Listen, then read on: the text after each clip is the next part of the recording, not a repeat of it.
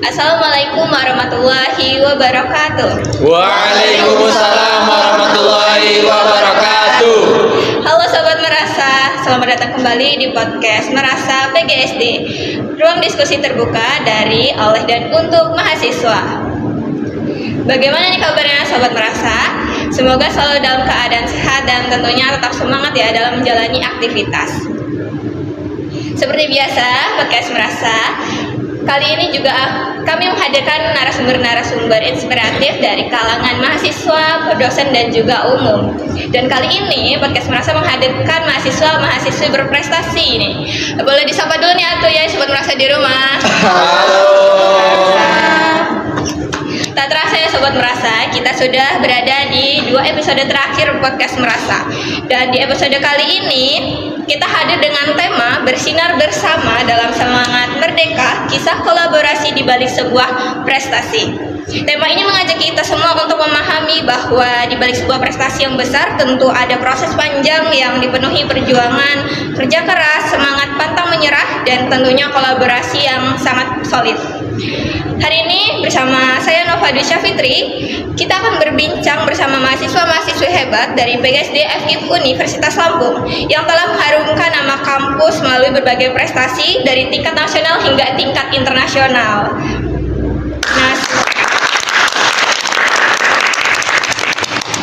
di antaranya prestasi yang sudah diraih yaitu juara 3 orasi tingkat nasional dan juara 1 micro teaching tingkat nasional dalam kompetisi Cakra Guru PGSD Volume 2 Universitas Negeri Malang, prestasi gemilang pada Pekan Esai Nasional atau PENA Competition 2 Universitas Diana Putra Pura Bali dengan memperoleh pertama gold medal subtema esai pendidikan, Best Poster, The Most Favorite Poster, juara harapan 2 esai presentation tingkat nasional. Lalu ada juga Best Paper dalam lomba karya tulis ilmiah tingkat internasional PGSD Present X Universitas Riau. Lalu yang masih hangat nih akhir-akhir ini yaitu juara 3 LKTM bidang pengabdian kepada masyarakat tingkat mahasiswa se-Indonesia BKSPTN Barat tahun 2026. Boleh tepuk tangan sekali lagi nih. Luar biasa sekali ya Sobat Merasa. Oke, kita mungkin perkenalan terlebih dahulu nih kepada Atuh Yai di sini. Mungkin dari Sobat Merasa rumah sudah nggak asing ya dengan wajah-wajahnya. Mungkin dimulai dari Yai Auren terlebih dahulu nih Yai. Halo Sobat Merasa, perkenalkan nama saya Auren dari angkatan 23 dan di sini saya dari tim LKTI PGSD Present X Universitas Riau. Halo semuanya, perkenalkan nama saya Putri Azhar Haisa, angkatan 2024. Di sini saya sebagai tim dari lomba LKTI yang diselenggarakan oleh PGSD Present X Universitas Riau. Halo semuanya, kenalin nama saya Hendy Pratama dari perwakilan tim LKTI PGSD Present X tingkat internasional yang diadakan oleh Universitas Riau. Halo Sobat Merasa, perkenalkan nama saya Pak Suryanti Akbar, angkatan 2023. Di sini perwakilan dari lomba LKTM bidang pengabdian kepada masyarakat BKSPTN Barat. Halo Sobat Merasa, perkenalkan nama saya Ulfa Areska dari angkatan 2024. Di sini saya sebagai tim orasi pendidikan yang diselenggarakan oleh Cakra Guru Universitas Negeri Malang. Halo Sobat Merasa, perkenalkan nama saya Siti Sundari Janingrat. Di sini saya dari angkatan 2024 dan kemarin mengikuti kompetisi orasi pendidikan nasional yang diselenggarakan oleh Cakra Guru Universitas Negeri Malang. Halo Sobat Merasa, saya Eva Melinsi, angkatan 2023. Di sini saya mewakili cabang lomba micro teaching dari Universitas Negeri Malang. Halo Sobat Merasa, perkenalkan saya Febi Ayu Maharani. Saya perwakilan dari perlombaan PENA Competition 2 yang diselenggarakan di Universitas Dianapura. Halo Sobat Merasa, perkenalkan saya Rahmadi Yasri dari angkatan 23. Di sini saya sebagai perwakilan dari tim PENA Competition 2 di Universitas Dianapura Bali. Oke, terima kasih Atuh Yai. Sobat Merasa, Atuh Yai yang hadir di sini itu nggak hanya menangkan satu perlombaan aja, tapi udah banyak banget pengalaman-pengalaman dari Atuh Yai. Nah, untuk mendengarkan pengalaman-pengalaman itu, kita langsung aja masuk ke sesi pertanyaan ya Atuh Yai. Oke, Atuh Yai, pertanyaan pertama itu aku mau nanya tentang gimana sih awal mula Atuh Yai di sini tuh bisa aktif ikut lomba-lomba gitu. Karena banyak dari mahasiswa PGSD ini tuh masih ragu untuk ikut gitu. Mungkin ada 1 kata, 2 kata yang ingin Atuh Yai sampaikan gitu. Mungkin dimulai dari Auren terlebih dahulu. Oke, jadi untuk kondisi awal mula saya sebelum lomba ini adalah saya adalah tipe orang yang nyaman untuk ada di zona nyaman. Karena saya tuh awalnya tuh apalagi punya riwayat di mana saya sudah begitu lomba tapi gagal terus kan. Jadi akhirnya saya berpikiran untuk lebih di zona nyaman adalah apalagi saya nih ketika ada lomba yang saya ikuti saya cenderung untuk merasa ragu ya teman-teman. Nah, tapi waktu itu ketika ada info terkait lomba ini, saya waktu itu diajak oleh Hendri ya. Nah, di sini saya mulai berpikir, apakah lomba ini saya bisa ya untuk seenggaknya lolos lagi gitu kan. Nah akhirnya setelah dicoba-coba, akhirnya dan setelah dicoba-coba bersama dengan rekan-rekan tim saya, dan finally kita dapat best paper dari kegiatan lomba ini. Dan hal ini membuat saya untuk mungkin kuncinya adalah jangan ragu terlebih dahulu dan yakin pada diri sendiri untuk keluar dan berani untuk keluar dari zona nyaman. Mungkin itu sih. Jadi ada satu. Oke, sebenarnya kebalikan dari Auren, kalau aku itu orangnya yang suka banget coba hal baru. Jadi untuk waktu aku lihat kesempatan ini aku beneran semangat gitu buat ngikutinnya. Terus juga karena sebelumnya aku udah pernah mengikuti PKM tapi memang belum lolos. Jadi udah bersama tuh, udah pernah. Iya, bersama dengan Kak Henry, dengan Kak Auren, dengan Atul Rahman dan juga Opa. Jadi dari situ saya mulai percaya diri untuk oke lah, aku mau gitu loh, mau coba, mau belajar gitu kan. Terus juga aku tertarik karena ini kan lombanya internasional, jadi kita menggunakan bahasa Inggris juga. Nah di situ aku mulai merasa ini emang kesempatan aku buat melatih lebih dalam terkait bahasa Inggris. Gitu. Oke, boleh next ya. Kalau dari saya sendiri itu awal mula kenapa perjalanan dari LKTI PGSD Vision X ini awalnya adalah ini tuh adalah sebuah proyek yang sudah kami kerjakan tetapi tidak lolos di PKM yang akhirnya kami lanjutkan untuk di up lebih tinggi lagi gitu kan. Akhirnya coba di LKTI PGSD Vision X ini. Awalnya skeptis ya karena ini adalah lomba pertama yang menggunakan bahasa Inggris dan full English di setiap ajang lombanya. Nah di situ kami sempat skeptis dan ragu tapi akhirnya dengan dorongan kayak ayo ini kita bisa walaupun kalah ya udah setidaknya kita berhasil mencoba gitu kan. Akhirnya kita terus sampai tahap finalis udah kita ternyata paper ini lolos finalis nih. Emang biasanya skeptis gitu gitu kan. Nah, habis itu kita latihan dengan tenggat waktu yang sedikit latihan ternyata kita dapat kategori best paper nih. Wah ada sedikit kagum dan respect kepada seluruh tim dan juga seluruh yang berpartisipasi dalam perlombaan ini kan. Nah, jadi kesimpulannya adalah yang pertama itu kita kenali, kita temukan, lalu kita kembangkan.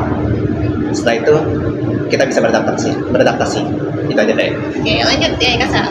Oke, mungkin kalau dari saya awalnya pasti mengeksplor diri terlebih dahulu, baru setelah eksplor diri itulah kita akan menemukan keterampilan dan jaringan bakat kita itu di mana. Kemudian kalau untuk lomba ini sendiri ya, saya diajak oleh rekan-rekan saya, Hendri, Epa dan juga dosen pembimbing itu Bu Siska. Awalnya pasti ragu karena belum terlalu memahami lomba ini, tapi orang lain aja percaya dengan kita, masa kita tidak percaya sangat dengan diri kita sendiri. Mungkin itu sih. Oke, lanjut Kak.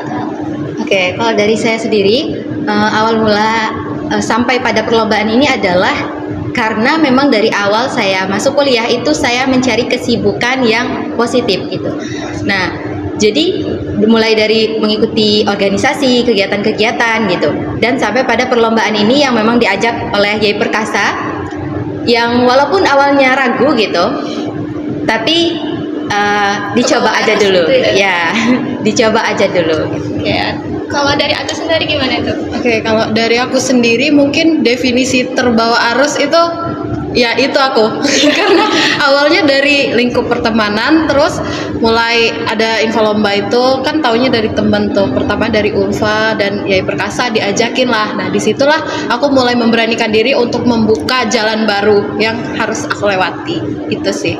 Oke, dari kebanyakan dari kita emang biasanya terbawa dari teman ya. Iya. Mungkin dari Atu, Esa ada yang beda nih. Kalau dari aku sendiri yang pertama adalah memanfaatkan diri. Memanfaatkan diri di sini kan aku dikenal tuh cerewet gitu ya. Jadi aku memanfaatkan diri. Oh emang kenapa sih kalau cerewet? Jadi aku bawalah cerewetku itu untuk hal-hal yang positif. Mau Ternyata diarahin ke positif iya, ternyata aku bisa nih cerewetku bisa untuk MC. Oh ternyata aku bisa nih untuk presentasi di depan dosen yang mungkin agak beda dari yang lain gitu. Sehingga dengan kecerewetanku ini dikenal. Agar dikenal itu kan kita jadi bukan pamer ya, tapi lebih ke apa ya? Personal branding. Akhirnya dapat relasi, terus diajak lah Oke, bisa sama ikut dosen. lomba-lomba Iya, akhirnya gitu. diajak waktu sama Bu Siska untuk ikuti sebuah perlombaan. Terus akhirnya juga diajak sama rekan-rekan yang lain seperti Hendy dan Perkasa. Jadinya itu karena personal branding akhirnya bisa ikut perlombaan. Oke. Kalau dari Atu, Feby gimana nih Atu? Nah, kalau aku itu awal mulanya itu diajak sama teman aku. Sama ya, Atu diajak Kan Henry itu diajakin untuk ikut lomba pena ini. Awalnya tuh ragu-ragu udah pasti dong, takut karena kan apa ya, rasa percaya diri di dalam diri kita tuh belum muncul kan.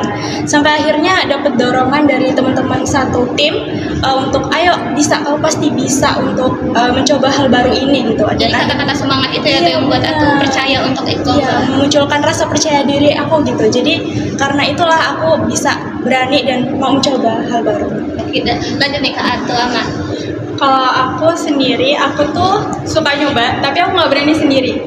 Jadi harus Aku ditemenin suka ya. nyoba, tapi aku nggak berani sendiri. Dan awal-awal nyoba itu organisasi, kemudian diajak oleh Henry untuk masuk ke PKM, kemudian diajak lagi untuk ngikutin lomba dan magang segala macam. Itu buat diri aku tuh, ayo berani nyoba gitu. Jadi dari situ terus dapat dorongan juga dari rekan-rekan yang lain. Jadi akhirnya Gas berani. aja lah ya gini. Iya. Kita lanjut ke pertanyaan kedua nih Atu Iyai. Kan udah banyak nih lomba-lomba yang udah diikutin ya Atu Iyai. Ada nggak sih lomba yang paling berkesan banget dari Atu Iyai di sini? Mungkin itu bisa ngasih pengalaman ke diri Atu Iyai sendiri atau jadi tolak belakang titik tolak dari perjalanan Atu Iyai selama kuliah. Mungkin boleh dengan Atu apa dulu? Untuk lomba yang paling berkesan ya buat aku sendiri tuh lomba kemarin yang benar-benar offline. Pena yang itu Bali ya itu. karena di situ benar-benar nantang diri aku sendiri buat berani ngomong di depan orang banyak yang sebelumnya aku tuh nggak bisa ngomong sama sekali di depan orang banyak, dan di situ benar-benar jadi tolak ukur aku sih. Oke lanjut Atu Feby. Aku sama sih kayak Rahma, aku kan orangnya tuh susah ya untuk ngomong di depan banyak orang. Terus akhirnya di lomba ini satu-satunya lomba yang bener-bener aku ikutin dan langsung offline di depan banyak orang. Jadi first time-nya langsung ya First tuh. time yang bener-bener kerasa banget gitu loh lombanya gitu, dan ini menjadi pengalaman terbaik sepanjang hidup aku. Oke Atu, keren banget luar biasa. Oke lanjut ke Atu Eva. Kalau aku kan micro teaching sama LKTM kemarin ya, tapi yang paling berkesan lebih ke LKTM karena itu benar-benar offline ke Karawang dan itu naik pesawat. Jujur itu first time aku naik pesawat. Pengalaman pertama ya Bu? Iya, dan jadi kayak oh ternyata gini naik pesawat begitu, apalagi gratis ya. Itu sih yang paling berkesan. Lagi lanjut teman-teman yang lain. Kalau aku sendiri lomba yang paling berkesan itu ya lomba orasi kemarin, karena ini lomba pertama aku. Jadi lomba pertama dan tingkat nasional. Jadi ini seperti pembuktian ke diri aku sendiri kalau misalnya aku tuh bisa gitu. Udah pada situ aja itu. Oke lanjut ke Atu Ulfa. Oke, kalau dari aku sendiri ya lomba orasi pendidikan ini karena memang dibimbing langsung gitu oleh dosen di kampus, terus juga persiapannya matang gitu. Nah, walaupun ya setiap lomba itu pastinya berkesan ya teman-teman, karena kesannya itu bukan hanya dilihat pada hasilnya, tapi bagaimana proses kita dalam menjalaninya gitu. Oke lagi Atu Ulfa. Yang rasa gimana ya? Kalau dari saya sih, saya rasa semua lomba berkesan ya.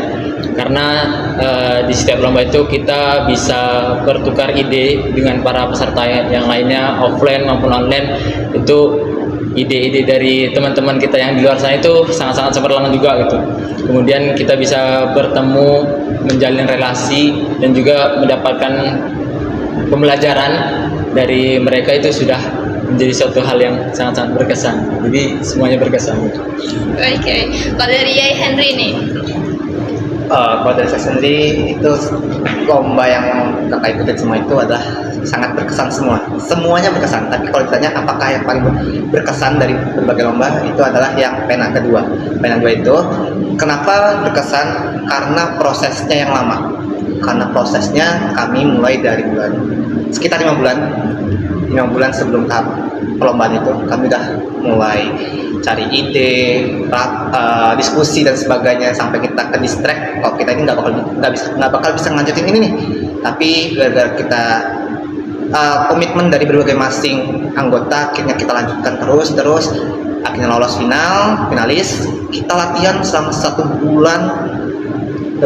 bulan itu kita latihan secara offline terusan sampai malam segala macam. Pokoknya itu yang paling berkesan karena perlombaan itu yang paling berkesan adalah pengalaman dan kebersamaan dari berbagai timnya. Jadi sehingga kedekatan dan rasa kekeluargaannya itu terjalin gitu. Jadi kalau tanya paling berkesan adalah pena kedua ini karena bersama mereka itu selain ini dapat juga kita perjalanan ke Bali yang mungkin first time kita untuk keluar dari provinsi kita sendiri. Kita lanjut ke Ato Ais nih Ato. Oke, kalau dari aku pengalaman yang paling berkesan, semua pengalaman itu berkesan karena memberikan kita pembelajaran dan juga proses yang gak mudah. Tapi yang paling berkesan adalah waktu aku mengikuti program student exchange karena itu tuh adalah salah satu mimpi aku dari SMA, yaitu aku pengen banget untuk study abroad.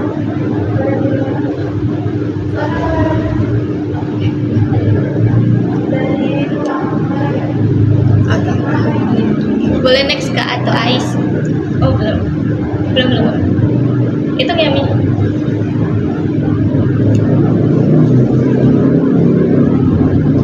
Mungkin boleh lanjut ke Ato Ais nih Ato. Kalau dari aku semua pengalaman itu berkesan karena bisa memberikan kita pembelajaran dan juga pengalaman dan juga proses.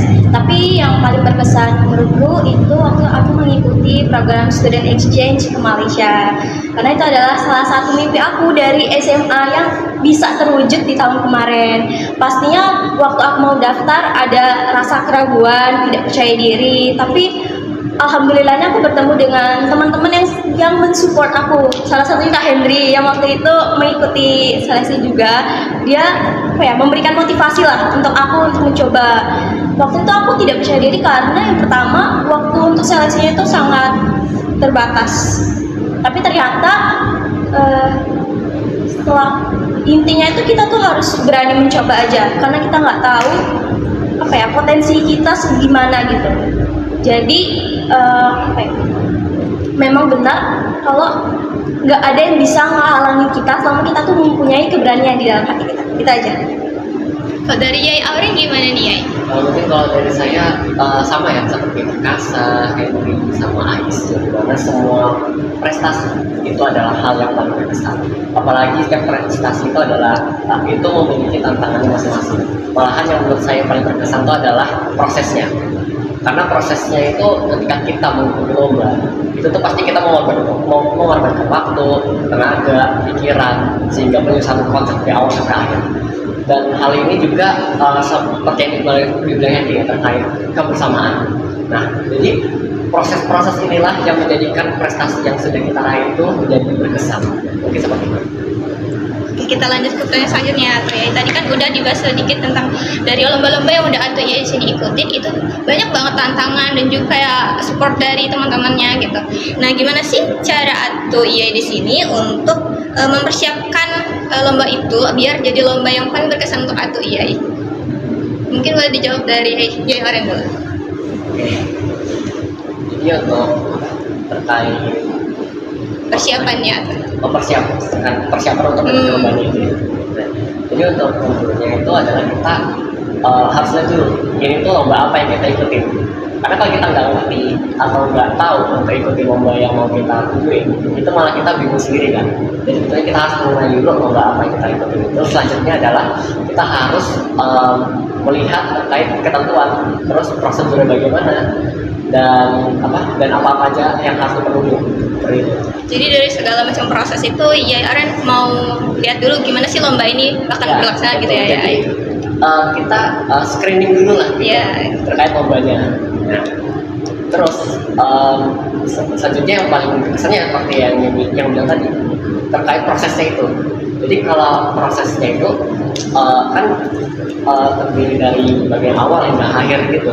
Nah jadi ketika kita ada lomba itu, maka lombanya itu seenggaknya itu bisa kita capai gitulah. Oke, kita lanjut ke Ais. Gimana tuh? Kalau aku untuk persiapannya pastinya mengatur jadwal, timeline dulu, kita buat timeline yang jelas. Lalu kita jangan malas buat mengulik informasi lebih dalam terkait lomba itu. Tuh juga kita mencari pemenang-pemenang sebelumnya dari lomba tersebut, sehingga kita bisa lebih tahu yang bakalan lolos atau yang bakalan disukai juri itu bagaimana. Jadi udah tahu karakteristik pemenangnya ya. Tuh, kalau dari Yai Henry gimana nih?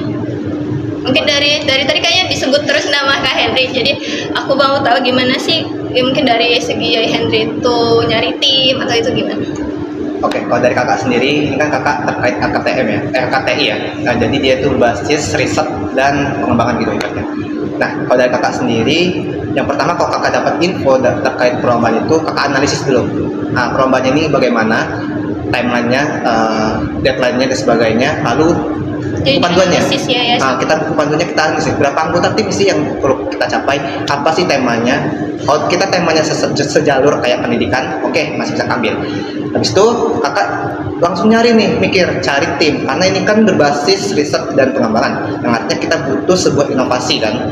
Nah di situ baru ya cari orang yang bisa diajak kerjasama pastinya. Lalu yang kedua yang pastinya bisa desain, lalu yang ketiga bisa sumbang saran terkait idenya. Jadi idenya bukan dari aja, tapi dari pikiran mereka nih ada ide gitu. Mereka nggak pasif, tapi mereka aktif gitu. Sehingga dalam tim itu ada komitmen dari masing-masing. Kalau mereka ada desain, yaudah mereka fokus sama desain aja. Mereka segini gini harus bisa gitu kan. Sumbang saran, mereka nggak boleh pasif, tapi mereka harus memberikan ide. Lalu yang ketiga, mereka juga harus bisa setidaknya paham apa yang kita tulis gitu. Jadi mereka nggak dari sekedar 1 orang 2 orang aja nulis, tapi semua harus tahu tulisannya ini apa, sumbernya dari mana, terus ide-idenya itu dari siapa aja. Mereka harus tahu gitu. Jadi dari awal persiapan dengan akhir itu ya kita perlu analisis dulu sampai dengan cari tim yang sesuai dengan tupoksi yang ada. Oke, kita lanjut ke Yai Kasih gimana ya? Kalau dari saya sih ya, itu dalam mempersiapkan lomba kurang lebih ada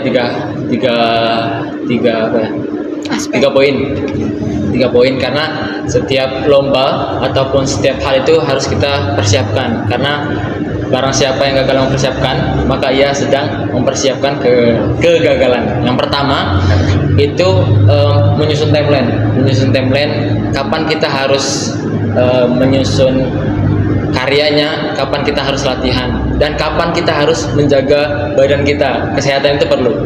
Kemudian yang kedua itu kita cari unggulnya tim kita dari tim lain itu apa sih gitu. Jadi juri itu akan melihat hal unik apa yang berada di tim kita. Kemudian yang ketiga itu percaya kepada diri sendiri dan juga teman-teman, karena seberapa banyak orang meragukan kamu, selama kamu percaya pada dirimu sendiri, maka kamu akan keluar sebagai seorang pemenang. Lanjut ke Atul, lupa ya tuh. Oke, kalau dari saya sendiri terkait perencanaan ya, dari awalnya itu ya pastinya kita harus memahami dulu cabang lomba yang kita ikuti itu seperti apa. Setelah itu mungkin kalau misalnya cabang lombanya itu berbentuk tim, mungkin dengan timnya bisa mengatur timeline, baik itu untuk mencurahkan ide maupun gagasannya, ataupun latihan dan sebagainya gitu. Dan juga mencari referensi terkait. Nah, selain itu kesiapan mental itu juga perlu kita siapkan dari awal gitu, agar kita bisa tetap percaya diri sampai proses itu selesai. Sudah. Boleh dilanjut atau Saudari? Terkait persiapan sih kalau aku, karena ini lombanya secara tim ya kita harus memperbaiki atau membangun komunikasi yang baik bersama tim, karena Jadi intinya komunikasi. intinya komunikasi. Iya, intinya itu kuncinya komunikasi. Karena kalau misalnya timnya udah bagus nih, orang-orangnya misalnya udah hebat-hebat, tapi kalau tidak terjalin komunikasi di situ atau euforianya, chemistry-nya nggak dapat di situ, untuk menyampaikan aspirasi atau ide pun juga pasti bakal sulit karena nggak nyampe gitu, nggak frekuensinya nggak kena. Udah sih. Ya selebihnya sama kayak teman-teman yang lain tadi ya. Oke, lanjut ke Evannya tuh. Kalau aku sendiri ada dua, lebih ke fisik sama mental. Jadi yang mental itu ke pikiran, jadi kita fokusin ke lombanya dulu. Kita kan mahasiswa, pasti tugas juga banyak. Itu kita harus bisa gimana waktunya nyelesain tugas, habis itu kita fokus ke lomba. Habis itu misalnya tim, ya kita cari tim yang sepadan, yang bisa diajak kolaborasi, terus kita cari sisi yang beda dari peserta lomba lain, terus kita fokuskan juga sama ketentuan lomba, karena itu yang pasti akan dinilai gitu. Lalu untuk fisiknya itu yaitu harus istirahat. Jadi sebagus apapun idemu, misalnya pas presentasi tapi kamu ngantuk atau kamu lapar, itu akan ngaruh. Ya, jadi kalau kita capek, iya benar. Jadi tetap harus seimbang gitu, pikiran sama fisiknya. Oke, kita lanjut ya, atau Feby. Aku sih yang paling penting ya, kita tuh bener ya tadi disampaikan sama Atu Sundari, kalau kita harus bangun komunikasi dulu. Kalau misalkan kita komunikasinya aja nggak lancar, gimana mau timnya bisa berjalan dengan lancar gitu kan. Terus juga kita nyusun timeline supaya kita tahu kapan kita mau nyusun karya kita, kapan kita mau latihan, itu biar semuanya tuh tertata dengan rapi gitu. Jadi kita bisa mengkondisikan tubuh kita, tetapi karya kita itu bisa tetap jalan. Jadi ada organisasi yang jelas gitu ya. Kita lanjut ke atau Kalau aku sendiri kurang lebih sama yang seperti teman-teman. Yang pertama itu yang paling penting dari sebuah perlombaan itu riset, kemudian timeline-nya, dan chemistry setiap tim. Karena kalau misalnya satu tim kita nggak punya chemistry, kita nggak saling care satu sama lain, maka timnya akan Oke, terima kasih atau ya jawabannya. Kita lanjut ke pertanyaan ketiga nih. Dalam prestasi yang diraih oleh Atu Iya, pasti kan banyak tuh tantangan juga hambatannya. Nah, gimana sih cara Atu Iya menyelesaikan hambatan dan tantangan itu? Mungkin tadi udah sedikit di-spill, tapi boleh nih satu kata ya, mungkin kayak Atu biasanya gini, ya biasanya gini untuk ngatasin itu gitu. Boleh dimulai dari Atu Aku mungkin. kalau tantangannya lebih ke cerita langsung Jadi komunikasi langsung. Iya, komunikasi langsung buat menyelesaikan masalahnya. Kalau dari Atu Feby apa nih itu? Kalau aku, misal kita udah tahu nih masalah kita apa problemnya. Misal kayak aku kan masalahnya tuh di susah ngomong ya, ngomongnya tuh nggak lancar gitu ya. Banyakin latihan. Setiap hari kalau bisa ada alarm gitu buat mengingat kalau setiap jam kita harus latihan biar kita tuh lancar ngomongnya. Bisa pasang alarm ya sobat merasa. Bisa. Untuk latihan. Cara dari ampuh. Iya. Boleh dicoba ya guys. Jadi oke, boleh lanjut kata Eva nih Atu. Ada cara tertentu nggak nih Atu? Kalau aku ngantuk kan, jadi gimana caranya ngatasi itu kan permasalahanku sendiri ya. Jadi aku harus ngikutin misalnya tim nih, harus sama kayak tim lain. Misalnya anggota aku nih belum ngantuk tapi aku udah ngantuk, gimana caranya biar nggak ngantuk? Jadi kayak aku harus misalnya nggak ngopi nih. Pokoknya harus gimana caranya aku nggak ngantuk, kita harus berusaha banget. Jadi itu tuh sebenarnya tantangan ke diri aku sendiri biar nggak ngantuk kan. Itu pertama kayak minum air cukup, terus makan itu juga nggak boleh berlebihan, sama ingat kita tim, jadi aku nggak boleh egois. Oh ya, jadi ada tanggung jawab. Iya, ada tanggung jawab yang harus aku selesaikan. Oke, lanjut ke Atu Sundari. Kalau aku sendiri mungkin tantangannya itu dari diri sendiri ya, dari cara kita untuk mengatur waktu. Terus mungkin ada beberapa waktu rasanya rasa malas atau rasa capek, lagi fokusnya lagi nggak di situ aja, ada beberapa fokus lain yang mengganggu isi pikiran gitu. Nah di situ kita dalam tim itu nggak bisa langsung tiba-tiba ngilang, jadi harus konfirmasi atau menceritakan masalah kita gitu. Karena ada yang pernah bilang katanya tuh sekecil-kecil kontribusi adalah konfirmasi. Udah sih itu aja. Oke, kalau dari aku, untuk mengatasi beberapa tantangan pastinya balik lagi ke komunikasi dan kerjasama gitu. Karena apapun, sesulit-sulit apapun tantangan itu akan bisa diatasi dan akan jauh lebih mudah diatasi jika kita mampu untuk bekerja sama dengan tim. Ya, oke. Kalau dari Kak Saad gimana ya? Kalau dari saya sih untuk mengatasi tantangan, kalau tantangan saya sendiri tuh seperti rasa malas yang tiba-tiba datang gitu. Tapi pas kita malas itu kita ingat lagi orang-orang di belakang kita yang sudah menunggu hasil tersebut. Kalau hasilnya tidak memuaskan kan pasti akan mengecewakan, akan mengecewakan orang-orang di belakang kita gitu. Lagi kalau udah dikasih harapan dan kayak pandangan. Apalagi kalau udah dikasih harapan, dikasih kepercayaan, itu menjadi sebuah bahan bakar baru sih. Gitu. Lanjut ke ya Henry. Kalau soal tantangan dari kita sendiri sama solusinya itu adalah pertama manajemen waktu. Itu adalah tantangan paling sulit bagi kakak sendiri ya, karena event atau apa yang kakak kerjakan itu berdekatan semua, sehingga manajemen waktu adalah salah satu tantangan paling besar yang paling kakak hadapi selama kegiatan ini. Makanya ada kakak mengorbankan waktu kakak untuk menyelesaikan semua agar tetap tercapai. Oke, jadi intinya mengatur jadwal ya. Mengatur jadwal. Kalau dari Ais gimana? Kalau dari aku tuh orangnya apalagi dalam mengikuti lomba ya, aku orangnya sedikit perfeksionis. Jadi terkadang tuh ada rasa takut, rasa kayak aduh kayaknya nggak bisa, kayaknya kurang bagus itu. Jadi apa ya, bikin aku overthinking. Dari situ aku biasanya kalau aku overthinking, aku menuangkannya lewat tulisan. Aku biasanya menjurnal. Dari situ apa ya, lebih regulasi ya. Iya, terus masalahnya semakin ya mengecil lah kalau kita tulis aja sih. Kalian harus cobain menulis. Kalau dari orang gimana nih?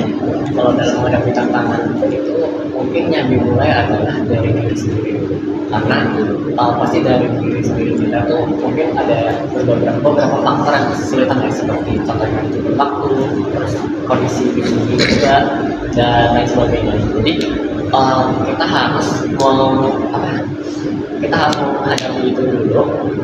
Dan apalagi yang paling mengenali tentang diri kita sendiri adalah diri kita juga. Jadi mungkin seperti itu. Oke, Atuh ya, dari tadi kayaknya udah ngobrol banyak nih. Boleh diminum dulu nih ya. Iya. Boleh Atuh. Saya juga minum. Iya, aduh, silakan Kak. Oh, Cukup ini baru ya. Aduh, gak biasa. Kok nggak jadi minum?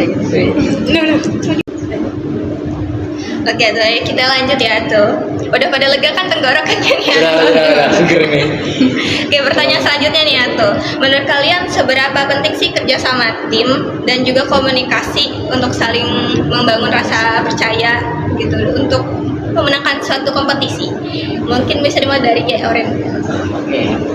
Jadi terkait pentingnya kerjasama dalam satu tim untuk memenangkan suatu lomba. Jadi mungkin mungkin kita bisa mengandai-andaikan seperti ini. Contoh, ada sepasang suami istri yang intinya mereka tuh membangun sebuah rumah gitu. Nah, bayangkan kalau misalkan cuma salah satu aja yang kerja dan satunya enggak, rumah itu bakal hancur itu kan, bakal gelembung gitu kan. Nah, jadi konsepnya seperti itu. Jadi dalam satu tim itu penting banget yang namanya kerjasama, komunikasi. Dan kalau misalkan cuma salah satu yang kerja doang, pasti itu bakalan sulit dan gak bakalan susah untuk mencapai satu tujuan yang kita mau. Jadi di sini ngerti kan konsepnya yang saya juga Ngerti ya. Jadi intinya seperti itu, bahwa kunci dalam satu tim untuk mencapai satu tujuan adalah kerjasama. Dan itu nggak boleh dikesampingkan. Mungkin seperti itu. Nomor satu ya. Iya. Oke, kita lanjut ke Atuh Ais tuh. Ya mungkin hampir sama ya. Aku sependapat dengan Auren kalau komunikasi dan kerjasama itu tuh adalah kunci atau fondasi.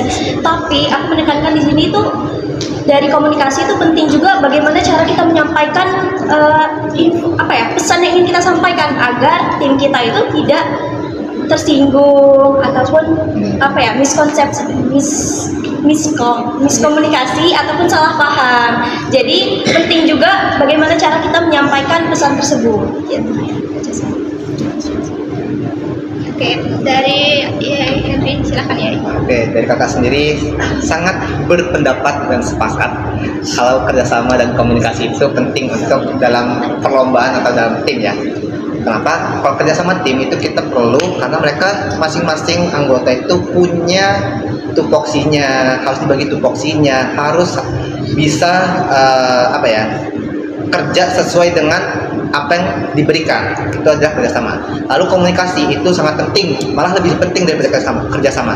Kenapa? Kalau kita komunikasinya aja nggak lancar, gimana kita mau keberlanjutan dalam tim ini gitu kan? Contoh, kita kan kalau dalam tim kakak ya, ini kan LKTI ini kan punya kelas yang berbeda, angkatan yang berbeda. Nah, komunikasi itu penting. Kamu bisa nggak jam sekian kita kerkom, kamu bisa nggak jam sekian kita kerkom, dan sebagainya. Jadi kita harus tahu nih, oh ternyata dia nggak bisa, akhirnya kita harus cari jadwal baru nih. Kita cari jadwal baru yang sehingga semuanya itu bisa kumpul bareng-bareng. Artinya komunikasi itu perlu penting, karena kalau kita nggak komunikasi, ya kita nggak akan tahu apa yang bakal ada dalam tim tersebut. Jadi kalau dari timnya Kak Henry dan juga atau Ais dan Nyai Oren ini lebih ke komunikasi gitu ya, saling ngabarin. Dari timnya Kasa atau Ulfa dan juga Atu Sundari gimana nih? Mungkin bisa jawab. Ketuanya Ulfa. Ayo gimana Kak?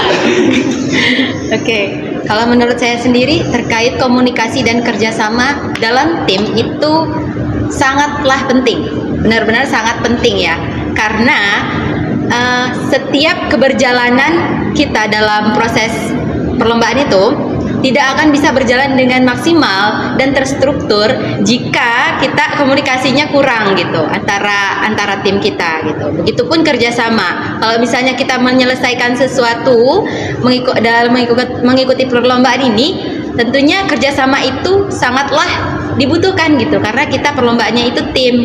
Biasanya kalau kerjasama itu kan diskusi ya? Iya, betul. Itu diskusinya lewat apa nih itu? Untuk ngerjain lombanya itu? Oke, kalau kita kebetulan karena memang dalam prosesnya itu kan ada liburnya ya waktu itu, liburnya, tapi karena memang kita ini sama-sama dalam satu daerah gitu, jadi ya jadi alhamdulillah masih tetap bisa diskusinya secara offline gitu. Oke, jadi salah satu privilege ya itu. Iya, satu daerah. Oke, lanjut nih ke tim Atu Ama dan Atu Febri juga. Oh, kita beda Oh, beda sih. Oke, maaf. Oke, boleh dari Atu Eva dulu. Aku ke micro teaching ya. Jadi aku seperti kata yang viral sekarang, sepakat dan sependapat sama mereka.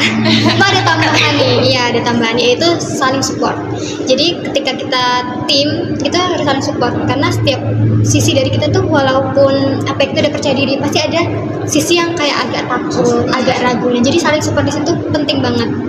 Misalnya di sini ragu, kita support. Di sini ragu, kita support juga. Jadi saling menguatkan gitu. Karena tanpa penguatan tersebut, ya bingung arahnya mau kemana gitu. Jadi 3S ya tuh. Iya. Apa aja tadi tuh? Betul dia. Sepakat, sependapat, support. Oke, lanjut ke Atu Febri dan juga Atu Aman. Kalau menurut kita nih, kerjasama sama komunikasi itu penting banget tuh. Karena kita tuh hampir keseluruhan kerjanya tuh ya komunikasi kan, bersama-sama, offline, online, itu kita lakuin semua bareng-bareng. Dari awal sampai kemarin lomba itu bener-bener kita tuh gak pernah sehari pun gak komunikasi. Kayak kalau bisa hari ini harus ada latihan, kita harus komunikasi gitu. Gimana ya, kurangnya apa ya gitu. Dan juga tambahan ya, saling care satu sama lain. Jadi kayak harus saling ngerti kondisi temennya satu sama lain. Misalnya Feby kenapa, atau Safira kenapa, atau Henry kenapa. Jadi harus tetap saling care juga selain komunikasi sama kerjasama. Oke, jadi kalau misalkan kerja kelompok gitu kan tuh biasanya kan banyak nyita waktu ya tuh, lagi banyak tugas gitu.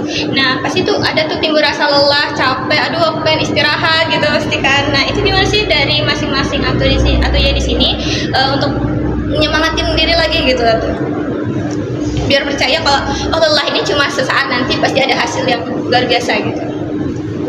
Mungkin dari atau apa dulu? Oke, kalau aku sendiri mungkin self reward kecil-kecilan ya. Jadi setiap proses self reward ya tuh. Entah sekedar beli kopi atau beli es krim setelah pulang dari kampus atau setelah pulang dari kerja kok. Oke, beli es krim ya. Kalau dari Atu Feby nih? Kalau dari aku biasanya sepulang latihan atau sepulang diskusi sama mereka tuh nenangin diri. Kirain es krim juga. Oh enggak dong, berbeda. Kalau aku kayak lebih nenangin diri sama nonton film sih. Itu kayak surga dunia aku. Boleh info-info nih ya ke filmnya. Boleh. Kalau dari Ata Eva gimana tuh? Hampir sama seperti mereka tapi beda dikit. Jadi nonton film sama makan seblak kalau nggak mie ayam. Seblaknya laris terus berarti ya tuh kalau lagi capek. Capek juga ya. Ya itu berkah untuk mereka. Ada berkah di balik ini ya tuh. Oke, dari Ata sendiri gimana tuh? Kalau aku sendiri untuk mengisi bahan bakar lagi ya, itu ice cream Aicha yang sisap. Aduh, Itu favorit. Aku jadi promosi. Tapi itu nggak tiap hari, jadi selang-seling. Jadi harus nyusun strategi banget ya juga. tuh makan es Iya. krim ini. Salah satu hacks ya tuh. Iya itu. Iya. Oke, dari Ata Ulfa? Oke, kalau dari aku ya selain self reward itu pastinya istirahat dan merenung karena ya itu kan bagian dari self reward ya tuh. Nah, selain itu juga harus istirahat, ngumpulin energi lagi, merenung. Renungannya itu ya berarti yang kita pikirkan itu ya walaupun lelah ya ini nggak akan selesai gitu kalau misalnya kita nggak dilanjutkan gitu ya. Oke, lanjut ke Kasan. Kalau dari saya sih olahraga ya.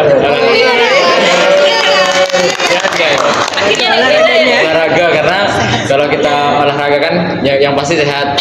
Terus yang kedua itu rekreasi otak kita lah gitu. Jadi melakukan kegiatan yang berbeda dari lomba. Maksudnya dari progres lomba itu kita beda kan. Ya, olahraga kan banyak nih ya. Spesifiknya apa nih ya? Mungkin bisa jadi inspirasi buat Kalau teman-teman spesifik ya semua mungkin lari sama main futsal lah. Oke, lanjut ke Yai Henry. Kakak pastinya tidur. Jangan ketiga itu. Ya, kalau lah kan pasti tidur kan. Nah, kalau yang kedua adalah kakak itu kan dari awal tuh udah suka baca.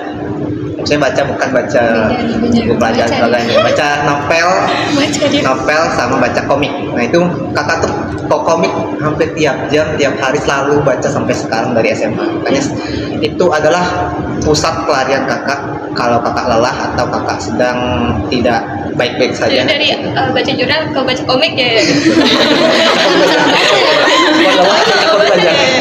Agak beda ya ini. Kalau dari Ata Ais gimana nih tuh? Kalau aku biasanya kita gitu ya, kayak nggak mood ataupun emang capek, ada titik kita tuh emang capek lelah, tapi ada juga titik yang kayak emang kita tuh males dan nggak mood gitu ngerjain. Biasanya aku tuh balikin moodnya lewat dengerin musik. Pokoknya cari musik yang bikin kita tuh semangat lagi, atau enggak aku biasanya nyanyi sambil main gitar gitu sih.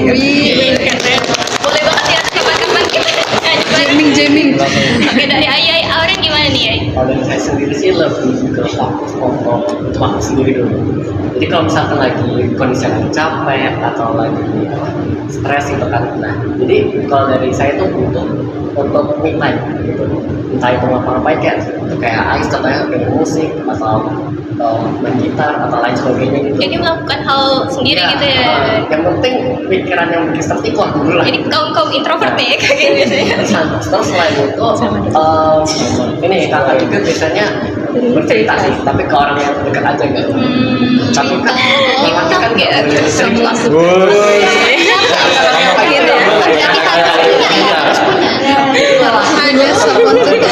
meskipun mereka sedang lelah. Jadi kalau ada statement kayak gitu lagi jangan dengerin. Boleh nambahin nggak sih? Boleh. Biasanya aku dengerin musik tapi JJ. Jadi kayak seolah-olah kan ini kan capek ya. Kayak kita udah nanti tuh pasti aku JJ-in hasil menang lomba ini gitu. Kayak udah jadi inspirasi orang JJ ini bisa. Ini makanya gimana ya? Oke, kita lanjut ya tuh. Pertanyaan selanjutnya tentang sebagai mahasiswa yang aktif nih atau IAI, bagaimana cara kalian membagi waktu antara kuliah, organisasi, dan lomba? Karena ini pertanyaan yang paling sering banget ditanyain oleh sobat merasa. Jadi mungkin boleh dari atau Ahmad lagi atau mau diarahkan ke Yai Oren nih? Kakak ngomong. Oh iya, Oren dulu. Boleh. Jadi untuk menyusun jadwal kita untuk dimana kita sekarang ini sudah di masa hektik-hektiknya ya kan. Tentunya kita harus belajar untuk menyusun list dulu. Karena seperti yang tadi saya ngomong, bahwasanya kita yang paling paham terkait diri kita sendiri. Otomatis kita yang paling tahu kita harus apa untuk saat ini. Jadi kita harus belajar untuk menyusun list dulu dan menentukan skala prioritas kita. Pasti dulu udah pernah diajarin kan. Nah jadi jika ada hal yang lebih penting, agak lebih urgent, kita harus prioritaskan hal tersebut. Baru mungkin kalau misalkan untuk time atau waktu yang membuat kita senang itu mungkin bisa disingkirkan dulu dan tetap memprioritaskan skala yang paling penting. Jadi mungkin seperti itu. Oke, lanjut lagi. Oke, kalau aku sama, pastinya kita harus buat to-do list. Nah, aku biasanya to-do listnya tuh ada pakai beberapa kotak itu, ada yang penting dan mendesak, dan juga ada yang penting, tidak terlalu penting tapi tidak mendesak, jadi dipisahkan. Terus juga diurutkan dari yang mana yang paling deadline-nya yang paling dekat gitu aja sih. Oke, kalau dari Kak Henry ya? Sebenarnya sama sih, kita mahasiswa itu pasti sudah punya skill di mana yaitu manajemen skill, manajemen waktu kan. Kita tentukan tugas kuliah kan paling penting ya, tugas kuliah itu paling penting. Tapi kita listkan juga mana tugas kuliah yang deadline-nya paling tinggi, paling sebentar lagi, terus mana juga yang lomba yang deadline-nya sebentar lagi, sehingga dari berbagai tugas kuliah maupun perlombaan tuh saling ke cover gitu. Jadi saling mereka bisa kita selesaikan dengan optimal gitu. Jadi manajemen waktu itu adalah salah satu skill yang paling perlu kita kembangkan sejak dini. Oke, lanjut kayak Oke, kalau dari saya yang pasti kuliah itu paling penting ya teman-teman semua. Kuliah paling penting, tapi prestasi dan organisasi kan sebuah hal yang kita lakukan itu senang. Jadi awalnya itu kita lakukan dulu kewajiban kita. Kalau udah selesai baru kita fokus ke lomba dan juga organisasi gitu sih. Jadi tetap kuliah yang diprioritaskan. Oke, lanjut. Oke, kalau dari saya sendiri mungkin tidak jauh beda ya dari atau IAI sebelumnya.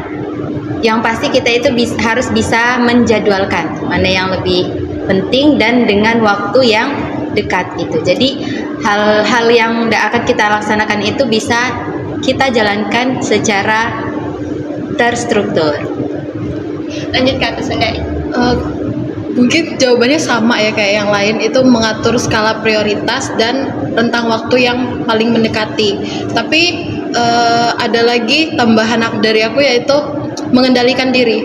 Karena terkadang di tengah-tengah kesibukan kita udah tahu kita punya kesibukan yang mendesak, ada banyak, tapi ada kalanya dalam diri ini ingin untuk berfoya-foya, happy gitu. Nah di situ kita juga harus bisa mengendalikan diri kita untuk tidak keluar dari jalur itu. Jadi harus fokus selesain dulu yang udah kita list itu. Kalau dari atau Eva? Kalau aku sendiri kan selain kuliah juga kerja ya. Jadi kayak benar-benar harus nyusun. Aku di sini malamnya. Jadi besok itu apa yang harus aku lakuin itu udah aku susun di kepala aku. Jadi besok pagi misalnya aku bangun kuliah. Terus pulang misalnya ngerjain tugasnya, sorenya aku ngajar les, terus malamnya misalnya nyusun lomba gitu. Jadi kayak udah di list itu besok harus ngapain aja. Terus itu sama kayak Sundari, jadi harus mengesampingkan sesuatu yang nggak perlu dulu gitu. Iya, jadi nanti jadikan self reward aja. Misalnya pengen nonton, jangan-jangan nanti kalau udah kecapai apa yang diinginkan itu baru self rewardnya nonton gitu. Dibatasin gitu ya? Iya, dibatasin harus. Kalau dari atau Feby gimana nih? Kalau aku yang paling penting sih biasanya lebihin dulu ini nih ya, apa namanya, tugas kampus. Jadi kalau misalkan tugas kampusnya deadline-nya udah mepet, aku duluin. Biasanya aku cicil beberapa hari sebelum deadline supaya biar nggak terlalu capek lah kita untuk kerjainnya. Baru kita nyusun cara gimana kita bisa mungkin kayak menghafalin presentasi buat lomba atau apapun itu biasanya siang sampai sore. Jadi bisa kalau malam khusus untuk ngerjain tugas lah gitu. Ngasih waktu sendiri atau dari atau apa gimana? Kalau kata Eva tadi sepakat dan sependapat sama teman-teman semua. Yang pertama itu to-do list, terus yang kedua tuh skala prioritas. Benar-benar harus memprioritaskan tugas-tugas kampus kita terlebih dahulu, baru tugas-tugas yang lain. Jadi intinya kalau antara tugas kuliah sama organisasi mana nih tuh? Lebih penting organisasi atau tugas kuliah? Tugas kuliah. Sepakat ya tuh. Kalau tugas kuliah dengan lomba gimana ya? Tugas kuliah. Jadi itu menyelesaikan perkuliahan itu adalah tanggung jawab kita ya. Walaupun di samping itu kita juga ingin mencapai berbagai prestasi. Baik, kita lanjut atau iya sekalian. Untuk pertanyaan selanjutnya yaitu tentang apakah nih ada dosen atau mentor dan juga teman yang tentunya mempengaruhi atau iya di sini untuk bisa lebih bersemangat menjalani lomba-lomba. Mungkin bisa dimulai dari Ato Ama dulu. Oke, untuk yang pertama mungkin dari orang-orang hebat yang di lingkungan gue ya, terutama di kampus. Itu tuh benar-benar jadi inspirasi banget buat aku, kayak dengan pencapaian-pencapaian mereka yang sangat-sangat luar biasa, itu tuh jadi bahan bakar buat semangat juga. Kemudian kalau untuk mentornya sendiri, itu ada dosen-dosen dari PGSD yang benar-benar punya prestasinya, banyak juga, suportif juga. Ya, lanjut ke Ato Febi. Dari aku itu yang apa ya, yang menjadi itu teman-teman sekelas biasanya, karena kan teman-teman sekelas itu lumayan aktif, ada yang ikut lomba ini, ikut lomba itu. Terus kalau misalkan mereka ngomong di depan, mereka ada yang jago banget tuh, biasanya itu yang jadi inspirasi aku buat kalau misalkan ngomong harus bisa selancar dia deh gitu. Terus juga kalau mentor itu yang udah pasti dosen-dosen di PGSD yang selalu support kita, terutama juga ada Bu Siska, dosen pembimbing kami waktu lomba di Pena Competition 2 itu. Jadi benar-benar dibimbing, benar-benar diajarin, diarahin, itu menjadi salah satu ini sih inspirasi terbaik. Jadi setiap atau ya di sini lomba itu ada bimbingan ya atau dari dosen-dosen. Oke, untuk ATF ada nggak nih itu support sistemnya? Support system. Jadi kalau untuk terinspirasi untuk atau sendiri itu semua orang atau jadi inspirasi. Jadi apapun hal baik dari orang tersebut atau ambil gitu. Misalnya ini bagus nih di presentasinya, coba deh gitu. Aku ikutin. Pokoknya hal-hal baik di setiap orang itu aku coba untuk ikutin gitu. Aku ambil pelajarannya. Terus untuk mentor sendiri itu dosen-dosen PGSD, terutama Bu Siska, karena pertama kali aku ikutin sebuah perlombaan itu adalah diajak oleh Bu Siska. Oke, lanjut ke Ato sendiri. Oke, kalau dari aku sendiri setuju dan sependapat sama Ato Eva tadi, bahwa saya semua orang itu bisa kita jadikan inspirasi, dan bahkan terkadang nggak hanya orang tapi juga seluruh hal di lingkungan kita itu menjadi inspirasi kita kan. Nah, kalau mentor ya seperti kita tahu ada mentor yang luar biasa, dosen kita Ibu Siska Megadiana, dan tentunya support orang tua sih. Oke, mungkin bisa dilanjut ke Ato Ulfan. Oke, kalau dari aku sendiri nggak jauh-jauh ya, yang paling berpengaruh dalam perlombaan ini adalah tim. Karena ya awalnya juga yang ngajak kita kan Yai Perkasa. Mungkin aku sama Sundari itu tidak tahu tentang perlombaan ini kalau tidak diajak gitu. Jadi ya dari tim itu dulu yang paling berpengaruh. Nah, selanjutnya untuk mentor sendiri yang mungkin sangat menginspirasi ya, yang benar-benar sangat menginspirasi yaitu dosen-dosen kita yang sudah membimbing, terkhusus Ibu Siska yang dari awal itu sudah mengarahkan kita, membimbing kita gitu, dan memberikan ide-ide yang cemerlang dari beliau gitu. Nah, terakhir ya doa dan dukungan dari orang tua tentunya.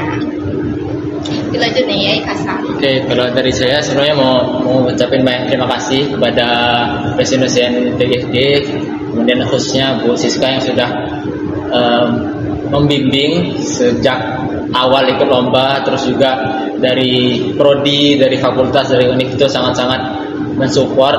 Terus juga yang pasti setiap kita tim kan tidak mesti satu angkatan, kadang kita setim sama di bawah kita atau di atas kita. Namun saat keberjalanan itu kita harus profesional. Misal kita memang salah dalam latihan, kemudian yang di bawah kita, angkatan di bawah kita itu di dalam sebuah tim itu menegur kita, ya kita sebagai seorang kakak yang baik gitu ya, yaitu menerima kritikan itu biar nanti hasil dari lomba itu akan memuaskan juga. Jadi tetap profesional gitu. Jadi saling mendengarkan, saling memberikan saran gitu sih. Lanjut ke Yai Henry. Kalau dari kakak sendiri, kalau dari sosok menginspirasi yang tentunya semua orang, mulai dari terdekat maupun terjauh, adalah inspirasi dari kakak. Kakak menginspirasi mereka dari mulai dari cara mereka berbicara di depan banyak orang, itu menginspirasi kakak dari yang kaum introvert menjadi kaum ekstrovert. Itu yang inspirasi kakak untuk berubah. Lalu yang kedua, sosok mentor. Mentor di sini tentunya dosen-dosen PGSD, terutama Bu Siska Megadiana, di mana dari awal kakak perlombaan sampai akhir ini beliaulah yang membimbing kakak dari awal hingga akhir, yang memberikan arahan dan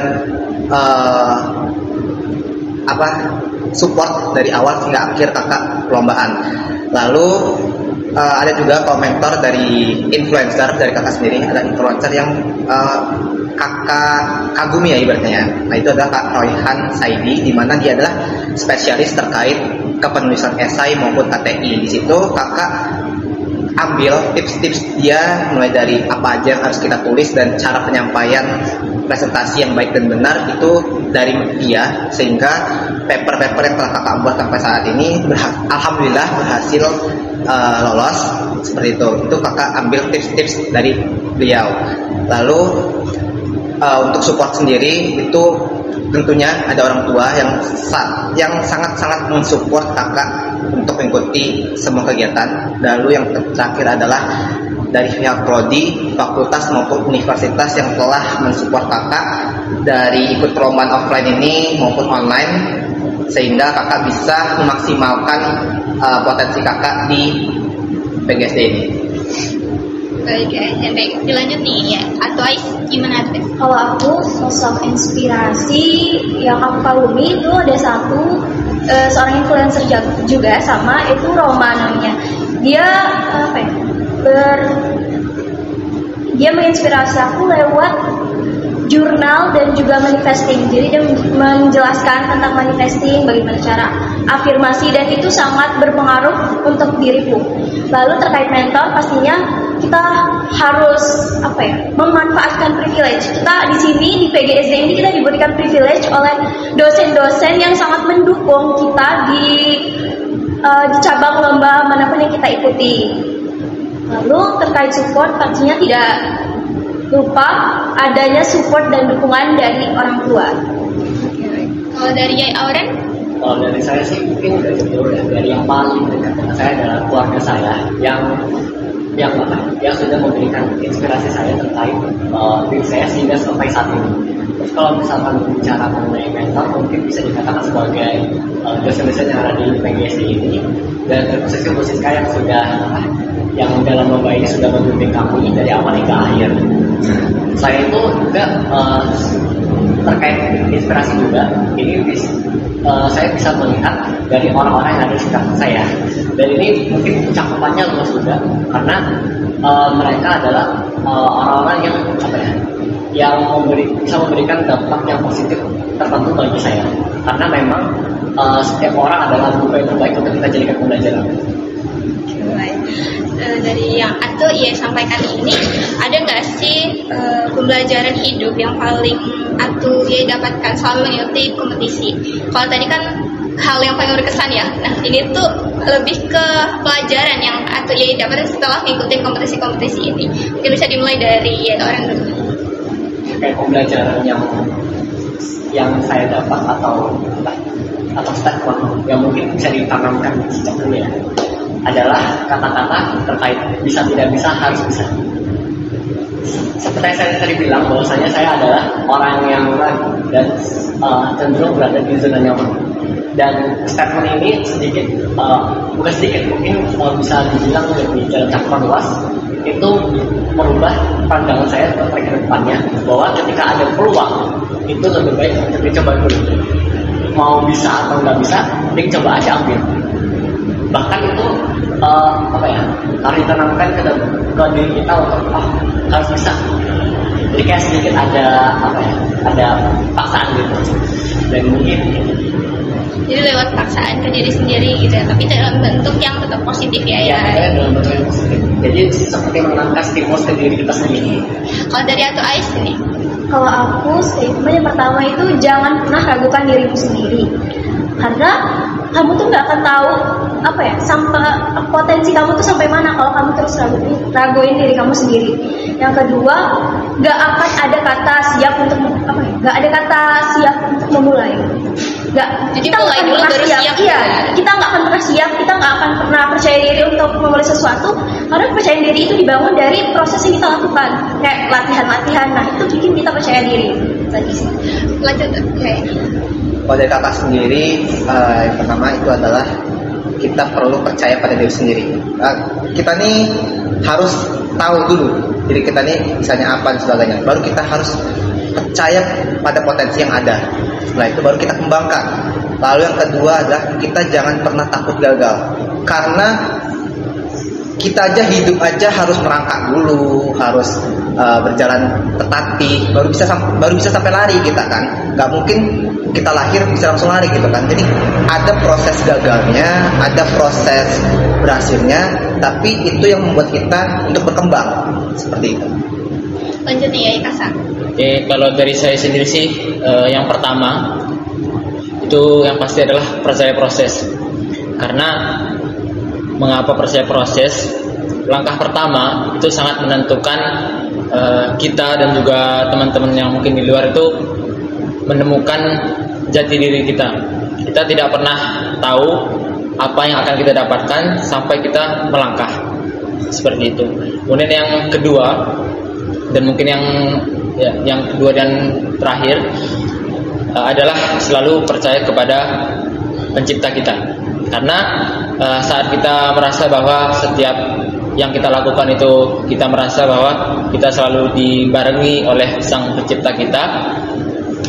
Ketika kita gagal, kita tidak akan merasa sendirian. Kemudian saat kita berhasil, kita tidak akan merasa sombong karena semua itu sudah ditakdirkan oleh sang pencipta. Oke, baik. Oke, lanjut ke Ulfa. Oke, kalau dari aku GC. Gagal, coba lagi, gagal, coba lagi. Jangan pernah berhenti karena setiap proses itu pasti ada hikmahnya. Sudah. Kita mau dilanjutkan tadi atau enggak ya? Sudah. Kita lanjut ke atas sendiri. Oke, kalau dari aku sendiri yaitu jangan coba untuk melangkah untuk yang pertama kalinya. Karena nggak akan ada langkah-langkah berikutnya kalau nggak dimulai dari langkah pertama. Kita lanjut ke Eva. Kalau dari aku jangan takut lelah karena dari proses lelah itu membuahkan hasil yang indah. Dan selain itu ingat orang-orang yang tersenyum melihat proses kita, perjuangan kita sehingga itu jadi bahan bakar untuk terus melaju ke masa depan. Kalau dari aku Debbie gimana? Kalau dari aku yakin dan percaya sama diri sendiri kalau diri sendiri itu bisa buat mencoba hal baru itu, dan coba setiap hal yang bisa kalian coba di setiap kesempatan yang ada. Jadi berani mencoba ya atau pengalaman itu. Dari atau apa gimana itu? Kalau dari aku itu ada satu yang selalu aku pegang sampai sekarang. If you think you can, you can. Oke. Baik sobat merasa, dari tadi nih udah denger banget satu nama yang udah disebut-sebut, yaitu dosen pembimbing kita dari Atuya yang udah ngikutin lomba-lomba dan memenangkan berbagai kompetisi dengan baik. Kita sambut aja mungkin ya, kita undang ke sini nih, yaitu Ibu Siska Megadiana. Baik sobat merasa, sudah hadir di tengah-tengah kita yaitu Ibu Siska Megadiana selaku dosen pembimbing dari mahasiswa-mahasiswi berprestasi di depan kita ini nih. Boleh apa kabar Ibu? Baik. Apa aja nih Ibu kesibukan akhir-akhir ini? Kalau kesibukan ya tentu kalau seorang pendidik, apalagi dosen, ya melakukan tridharma. Tridharma itu ada mengajar, kemudian ada penelitian dan pengabdian. Tapi karena ini libur ya, sudah libur semua kan, sudah selesai ujian akhir semester. Jadi ya kami disibukkan dengan proses bimbingan skripsi atau tugas akhir dari mahasiswa. Itu kesibukannya saat ini. Kalau untuk lomba-lomba lagi belum ada. Belum open ya Ibu? Ya belum. Oke Ibu, tadi itu banyak banget Ibu dari mahasiswa ini menyebutkan Ibu nih mendampingi berbagai lomba sampai mereka ini bisa mendapatkan juara Ibu. Jadi aku mau bertanya kepada Ibu. Boleh. Jadi selama mendampingi mahasiswa-mahasiswi Ibu ini apa tantangan terbesar nih Ibu dari sisi ibu, dari sudut pandang ibu melihat proses mereka dalam menjalani lomba tersebut. Oke, terima kasih. Kalau melihat dari pertanyaan yang diberikan, tantangan terbesar atau terberat ya selama mendampingi mahasiswa untuk mengikuti perlombaan tentunya manajemen waktu. Kan tadi sempat disinggung juga dari teman-teman yang lain, sepertinya menyebutkan karena banyak kuliah dan lain sebagainya, jadi konsentrasi terpecah dan lain sebagainya. Jadi sama saja tantangan terbesar dari saya sebagai dosen pendidiknya pun dilihat dari manajemen waktu dan menjaga konsistensi. Kenapa sih manajemen waktu? Karena saya dosen, kemudian mereka mahasiswa, tentunya punya jadwal masing-masing. Saya mengajar, mereka ada kelas mungkin, ada tugas akademik yang lain, ada kesibukan di organisasinya mungkin, baik itu internal atau eksternal, sehingga benar-benar nih waktu ini atau manajemen waktu ini harus timelinenya jelas gitu, sehingga mungkin ada beberapa yang dikorbankan dan lain sebagainya, tapi dengan pengorbanan itu kan berbuah manis nih untuk mereka-mereka ini, ya kan? Iya, pengalaman baru mungkin, meneruskan pengalaman mungkin yang sudah ada. Lalu terberat kedua adalah menjaga konsistensi. Teman-teman yang ada di sini ini kan isi kepalanya beda-beda. Kalau tadi sempat disebutkan dari angkatan yang berbeda juga. Coba bayangin, mengumpulkan mahasiswa dari satu kelas saja sulit, karakternya berbeda-beda, apalagi ini ada adik tingkat, ada kakak tingkat mungkin. Nah itu berarti kan harus menjaga konsistensinya, yang dimana konsistensi itu terkait dengan komitmen. Jadi kalau mau ngajak mahasiswa untuk ikut lomba, lo mau komit nggak nih gitu. Jadi ditanya itu dulu, kalau mau komit sampai dengan akhir berarti ikuti timeline yang memang dibuat gitu. Oh hari ini jam sekian kita latihan dan lain sebagainya, dan tentunya harusnya timeline itu juga sudah disepakati antara kedua belah pihak. Jadi tantangan terberatnya sih itu manajemen waktu dan konsistensi, menjaga konsistensi seperti itu. Terkait konsistensi tersebut, Ibu kan dari masing-masing tim ini juga punya kepala dan isi pemikiran yang berbeda-beda ya, Ibu. Jadi itu juga yang nanti ditanggung sama Ibu untuk menyatukannya gimana itu. Nah, oke Bu. Untuk pertanyaan selanjutnya nih Ibu, sebagai dosen pembimbing, bagaimana secara Ibu menjaga semangat mahasiswa terkait tadi konsistensi itu Ibu, untuk bisa membangkitkan semangat mereka dari titik terendahnya Ibu? Oke, kalau bicara tentang semangat, tentunya atau lagi-lagi terkait dengan masing-masing karakter dari mahasiswanya. Karena saya dosen dan saya masuk ke kelas-kelas, sehingganya saya bisa menilai secara kognitif, secara afektif ataupun psikomotor, sehingga saya memberanikan diri untuk mengajak beberapa mahasiswa, ayo ikut lomba. Kalau ikut lomba, nanti selama proses perlombaan itu tentunya akan muncul rasa bosan, kemudian namanya Gen Z ya.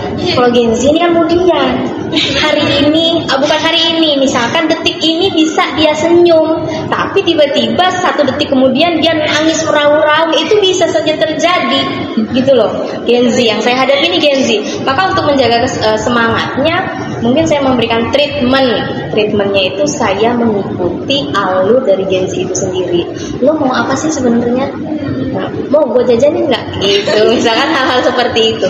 Kemudian kita mau ngobrol di mana nih, di kafe misalkan. Jadi bekerja atau proses itu tidak hanya di ruang-ruang yang ada di kampus, tetapi bisa di ruang-ruang lain, di ruang terbuka, di ruang-ruang yang ada di sekitar kita, yang bisa kita sepakati dan bisa menjadi pemantik semangat yang tadinya mungkin ngantukan. Tadi kan ada yang ngomong ngantukan, ada yang ngomong bosanan dan lain sebagainya mungkin. Jadi minum kopi mungkin dan lain sebagainya. Oh jadi semangat lagi. Jadi nge-treatmentnya si Gen Z itu gitu. Adalah Gen Z. Ini kan ada Gen Z, ada Auren si Gen Z, kemudian sampai dengan si Rahma Gen Z ini tentunya punya karakteristik yang berbeda-beda. Ketika dikumpulin, mereka mungkin masih dalam posisi gue yang males, gue yang ngantuk, gue capek habis nugas dan lain sebagainya. Tapi kita harus bisa memberikan terutama saya sih harus bisa memberikan treatment yang benar-benar bisa melebur dengan karakteristik mahasiswa-mahasiswa ini. Jadi mungkin dia hobinya ngopi, kita ajak dia ke kafe, kita belajar di sana, kita berproses di sana. Atau dia memang introvert, jadi Bu, saya harus di kampus aja nih, ya udah kita sediakan di ruangan, cari ruangan, kita belajar di sana sama-sama berproses dan lain sebagainya. Kalau yang hobinya nyanyi dulu, misalkan hari ini saya belum dengerin musik, dengan denger musik jadi nanti berlatihnya jadi semangat dan lain sebagainya, ya udah kita belajarnya sambil dengerin musik dan lain sebagainya. Jadi saya tidak mengkat atau mengkotak-kotakan lu harus begini semangatnya, lu harus sama semangatnya dengan si A, lu 100%, lu harus 100% juga, itu enggak. Tapi ya itu tadi namanya Gen Z, karakteristiknya berbeda-beda, berarti kita harus punya treatment khusus sesuai dengan karakteristik di masing-masing mahasiswa. Kalau mahasiswanya lagi jatuh cinta misalkan, ya berarti kita tanya-tanya tentang si X-nya itu, maka dia akan semangat lagi gitu misalkan. Nah, hal-hal seperti itu ya. Jadi Ibu terbuka ya Bu untuk mengikuti alur dari mahasiswa-mahasiswanya. Betul. Baik Ibu, lanjut ke pertanyaan terakhir nih Ibu. Boleh.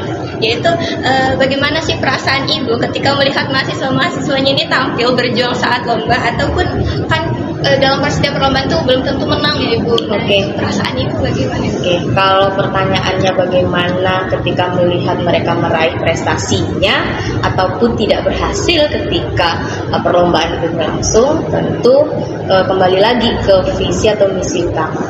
Karena saya bukan sombong, bukan, tetapi memang kita itu harus punya value atau nilai jual yang harus kita transfer ke orang lain, sehingga apa yang kita katakan, apa yang kita sampaikan ke orang lain itu harus benar-benar menyihir orang lain untuk ikut percaya dengan apa yang kita sampaikan. Ketika saya bilang lo bisa, gue yakin lo bisa dan menang, maka energi itu lah yang akan sampai ke anak-anak, meskipun mungkin awalnya terbebani, ini belum pernah ikut misalkan, kok Bu Siska bilang begitu, gue terbebani nih, tapi dengan dia ngung terbebani, maka nggak enak tidurnya kan. Kalau nggak enak tidur, maka dia akan belajar, bangun gue belajar, gue nggak mau ngecewain orang nih dan lain sebagainya. Sehingga ketika melihat mereka berdiri di panggung besar, kemudian diumumkan namanya dan lain sebagainya, tentu hal pertama adalah syukur dan bangga.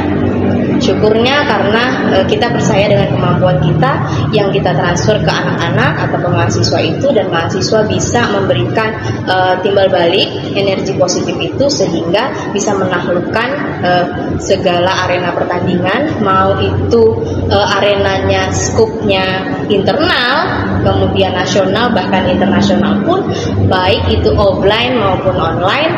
Tentunya yang pertama dirasa adalah bangga, syukur, dan saya berharap nih ke kalian, karena ini adalah calon pendidik, karena mahasiswa PGSD, walaupun cabang lomba yang diikuti mungkin tidak berbau ke SD-an, tetapi ini adalah skill atau modal utama kalian, dan ini mau tidak mau sudah menjadi brandingnya kalian, udah mulai dikenal nih. Oh, si Eva Melinsi, dia bidangnya adalah micro teaching.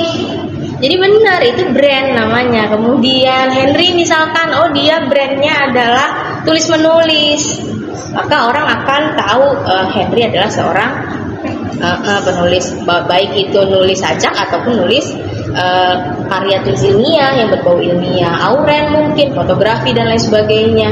Kemudian Ais mungkin public speaking dan lain sebagainya. Jadi setiap dari mahasiswa yang harusnya selama ini berproses itu harusnya sudah menemukan siapa jati dirinya, sehingga ketika nanti keluar dari PGSD atau alumni benar-benar bisa memanfaatkan momen yang sudah didapatkan selama perkuliahan itu, sehingga ketika nanti jadi guru pendamping di sekolah dasar, kan mau tidak mau, tadi ada kata mau tidak mau atau dipaksa, ketika menjadi guru di sekolah dasar, mau tidak mau, suka tidak suka, Anda akan dijadikan oleh kepala sekolah itu guru pendamping. Bu Pepi bisa nggak nih dampingin anak lomba? Oh iya, karena sudah punya pengalaman dulu di kuliah sampai menang ke ke provinsi ke Bali ya, maka dia punya memori atau kenangan. Gue dulu di-treat sama dosen gue begini, dibimbing begini. Maka mereka bisa meng-keep cara atau pola latihan dan bisa mengembangkan dengan skill dan mengikuti perkembangan zaman. Mudah-mudahan ilmu yang diberikan bisa dikembangkan secara baik oleh mahasiswa-mahasiswa hebat yang ada di sini. Tepuk tangan untuk mereka. Ibu juga ikut mengapresiasi ya, Ibu, dan turut bangga karena Ibu juga ikut mempersiapkan pengalaman-pengalaman untuk mahasiswanya ini ke jenjang selanjutnya. Baik Sobat Merasa, tidak terasa kita sudah di penghujung acara dan aku mau minta kepada Atu Yai di sini untuk memberikan closing statementnya. Nanti Ibu Siska juga boleh memberikan. Jadi mungkin perwakilan aja dari Atu Yai di sini. Oke, silakan siapa yang mau mewakili Atu Yai? Silakan ya Henry. Oke, baik moderator. Ini saya akan memberikan closing statement dari podcast Merasa hari ini. Yang pertama adalah teman-teman yang mendengarkan atau menontonkan podcast ini. Yang pertama, kalau kalian ingin keluar dari zona nyaman kalian paksa, karena kalian adalah punya bakat dan potensi yang perlu kalian sebarluaskan gitu. Dan di masa perkuliahan ini, bangunlah branding kalian sehingga ketika kalian lulus, kalian akan menjadi salah satu individu yang dapat mencapai tujuan kalian di masa depan.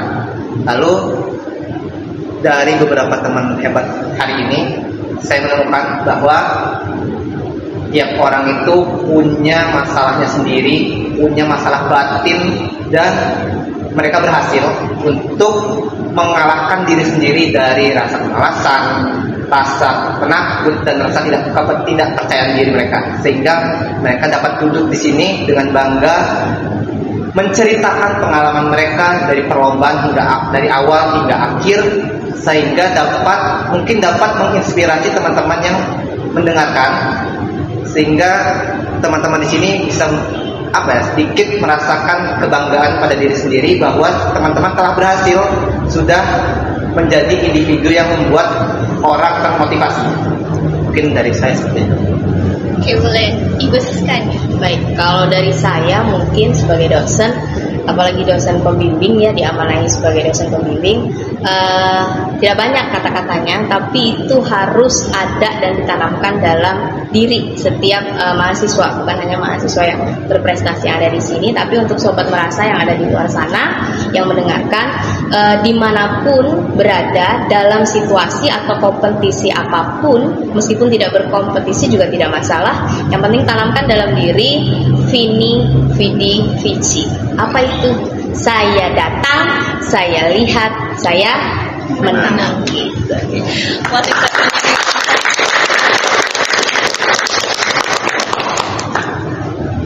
Wah, seru banget nih Sobat Merasa, podcast kita kali ini. Banyak sekali insight yang bisa kita ambil dan juga pelajaran yang berharga dari obrolan kita hari ini.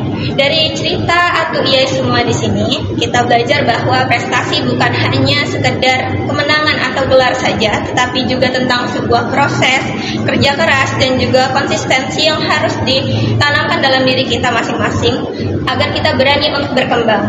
Dan yang paling penting, kita juga belajar bahwa berkolaborasi adalah hal yang patut untuk dijaga. Saling mendukung dan juga tumbuh bersama adalah kunci besar dari di balik sebuah prestasi.